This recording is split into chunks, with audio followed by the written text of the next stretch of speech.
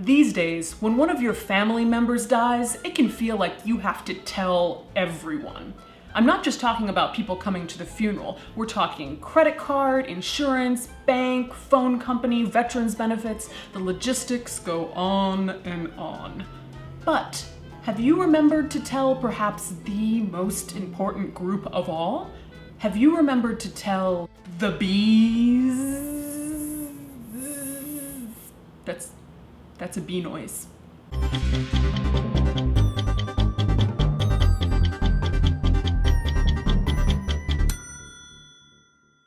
Welcome to one of the strangest bits of folklore that I had never heard of until recently. You'll find records of this being practiced from Europe to America, though no one seems to know conclusively when it started.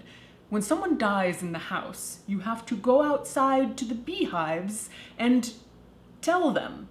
You have to tell the bees, which has the effect of putting them into mourning. In New England, you would go out to the hive, knock gently, and announce in a low voice, "Hey guys, Bob is dead. I just thought you bees should know. Okay, thanks."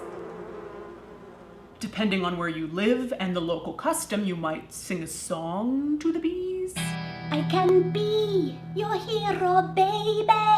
If the husband died, the wife might go out to the bees and ask that they not abandon the property just because the master died. There are even records during the Victorian era of the hives being draped in black mourning cloth and turned toward the procession, which is kind of adorable. Little hive of mourning. Now, of course, bad things would happen if you didn't do this. A newspaper in northern England said you had to tell the bees because if you don't, they'll be spiteful, for bees is understanding creatures and knows what you say to them. That wasn't me trying to do an accent, by the way. That quote was completely phonetically spelled out. I had no choice. A separate news report from the late 18th century reports on a family that just didn't tell the bees. They walk out with the corpse after the wake, loaded onto the horse-drawn hearse, and only then does someone decide to go over to the beehive, turn it around to face the procession. The bees didn't know what was going on. They hadn't been told. They fly out, cause havoc. The horses from the hearse gallop off. Hats and wigs are lost. The corpse is just left there unattended. But if you play your cards right, you might end up like one Massachusetts beekeeper as late as the 1950s. When his mourners reached the graveside, they found the tent swarmed with bees, but not buzzing around, just sitting on the ceiling and in the funeral flowers, totally still.